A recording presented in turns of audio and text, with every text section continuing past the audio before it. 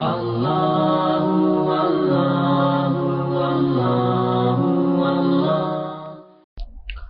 الثاقب کے اندر یہ واقعہ محدث نوری نے لکھا، اور وہ لکھتے ہیں کہ ایک شخص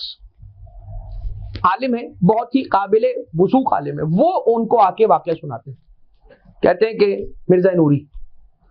مجھے اللہ کے ایک بندے نے یہ عمل سکھلایا تھا۔ کون سا عمل؟ ایک استغاثہ کا عمل ہے، اور وہ استغاثہ کا عمل کیا ہے؟ اگر خدا نخواستہ کوئی انتہائی ایمرجنسی کے اندر ہو اور پریشانی کے عالم میں ہو، اور اس کی اس مشکل کا فوراً حل ہو جانا بہت ہی ضروری ہو، تو 2 رکعت نماز کھلے آسمان کے نیچے اس طرح سے آگر بڑھے کہ پہلی رکعت میں الحمد کے بعد سورہ قدر، دوسری رکعت میں الحمد کے بعد سورہ اذا جاء نصر اللہ والفتح۔ نماز کو ختم کرنے کے بعد ایک استغاثہ ہے کہ جس استغاثے کی تلاوت کرنا ہے تسبیح جناب سیدہ کی تلاوت کے بعد، اور وہ استغاثہ کے جملے کیا ہیں؟ استغاثہ کہیے، مولا کی خدمت میں زیارت کہیے، استغاثہ زیادہ بہتر ورڈ ہے، اللفظ ہے۔ کیا ہے استغاثہ؟ سلام اللہ الکامل التام الشامل العام، یہاں سے شروع ہو رہی ہے یہ استغاثے کی عبارت۔ یہ بیان کیا گیا ہے کہ جو شخص اس عمل کو انجام دے کھلے آسمان کے نیچے، ابھی استغاثے کے الفاظ مکمل نہ ہوئے ہوں گے، اس کی مشکل برطرف ہو جائے گی، اور خصوصیت کے ساتھ کسی ایسی مشکل کے لیے خدا نہ خواستہ پروردگار تمام ہی مومنین اور مومنات کو ہر قسم کی آفات و بلیات سے محفوظ رکھے۔ لیکن خدا نہ خواستہ اگر کوئی ایمرجنسی کی صورتحال ہو جاتی ہے تو فوراً آسمان کھلے آسمان کے نیچے خاک کربلا کی سجدہ لے کر ایسے کھڑا ہو جائے، قبلے کی طرف رخ کر کے 2 رکعت نماز پڑھے، اور جس کیفیت کو مفاتیح الجنان کے اندر بھی یہ پورا کا پورا عمل موجود ہے۔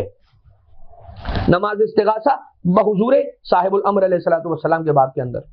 سلام اللہ الکامل التام الشامل العام، یہ والی۔ ایک عالم کہتے ہیں کہ مجھے کسی نے یہ عمل سکھلایا اور میں اس کو باقاعدگی کے ساتھ انجام دینے لگا۔ آدھی رات کا وقت ہوتا تھا، میں کھلے آسمان کے نیچے آ جاتا تھا، اور میں 2 رکعت نماز پڑھ کر یہی استغاثے والی نماز اور اس کے بعد استغاثہ پڑھ کر دعا کرتا تھا کہ پروردگار، اس میں ایک جملہ ہے، یا صاحب الزمان یبن رسول اللہ، یا مولایا یا صاحب الزمان یبن رسول اللہ ہذہ حاجتی، اے میرے مولا، اے وہ کہ جن کا مجھ پر اختیار ہے، اے مولا، اے میرے مولا، یا صاحب الزمان یبن رسول اللہ، یہ میری حاجت ہے، اور اس کے بعد اپنی حاجت کو طلب کرے، قضا و قضا کی جگہ پر اپنی حاجت کو طلب کرے تو اس کی حاجت پوری ہوگی صاحب الامر علیہ السلام کے وسیلے اور واسطے سے۔ وہ کہتے ہیں عالم کہ میں اس جگہ پر کہتا تھا، یہ جملہ پڑھتا تھا کہ حاجتی رؤیتک و صحبتک، میری حاجت ہے ہی یہ کہ میں آپ کا دیدار کر سکوں اور میں آپ کی صحبت اختیار کر سکوں، یعنی کہ میں آپ کی معیت کو اور آپ کی کمپنی کو حاصل کر سکوں۔ کہتے ہیں کہ ایک دن میں مسجد گوہرشاد مشہد مقدس روضہ اقدس سرکار غریب الغرباء انیس النفوس شمس الشموس المدفون بارض توس مولا رضا علیہ آلاف التحیت و ثنا، اللہم صلی علی محمد و آل محمد، مولا کے حرم میں مسجد گوہرشاد میں نماز ادا کر رہا تھا، رات کا وقت، آدھی رات کا وقت، صرف روشنی تھی اور میرے علاوہ کوئی نہیں تھا وہاں، اور میں جب ان جملوں پر پہنچا، یا مولایا یا صاحب الزمان یا ابن رسول اللہ ہذہ حاجتی، اور وہ جملے میں نے کہے، اتنے میں نے قبلے کی طرف جو دروازہ تھا وہاں سے کسی انتہائی جلیل القدر شخصیت کو داخل ہوتے ہوئے دیکھا۔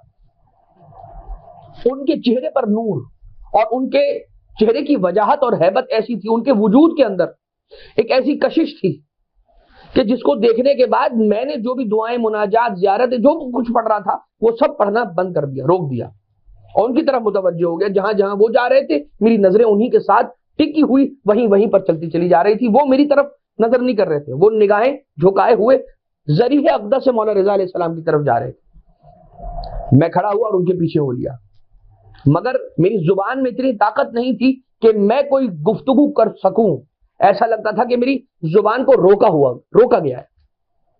یہاں تک کہ مجھے موقع ملا، میں مولا کے اس بزرگ شخصیت کے پیچھے کھڑا ہوں میں، اور بس کافی دیر انتظار کر کے میں جانے لگا تو میرے کانوں میں ایک آواز آئی، اور وہ آواز کیا تھی؟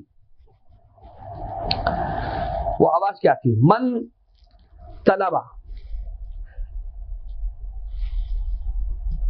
معارفہ غیرنا اہل البیت، کہ جو معارف کو، علوم کو ہم اہل بیت اطہار علیہ السلام کو چھوڑ کے کسی غیر سے حاصل کرتا ہے، فقط مساوٍ لانکارنا، تو اس کا یہ عمل انجام دینا ہمارے امر کے انکار کرنے کے برابر ہے۔ جو کوئی بھی علوم اہل بیت اطہار کو یا جو کوئی بھی دین کے معارف کو ہم اہل بیت اطہار علیہ السلام کو چھوڑ کے کسی غیر سے اگر حاصل کرنا چاہتا ہے تو وہ یاد رکھے کہ یہ ایسا ہی ہے، it is as good as اس نے ہمارا انکار کیا۔ اور کیا بیان کرنا چاہ رہے؟ آواز آئی، وہ کہتا ہے کہ اتنی وجاہت اور اتنی زیادہ ہیبت تھی کہ جب میں وہاں سے چلنے لگا تو میرے کانوں میں ایک آواز آئی،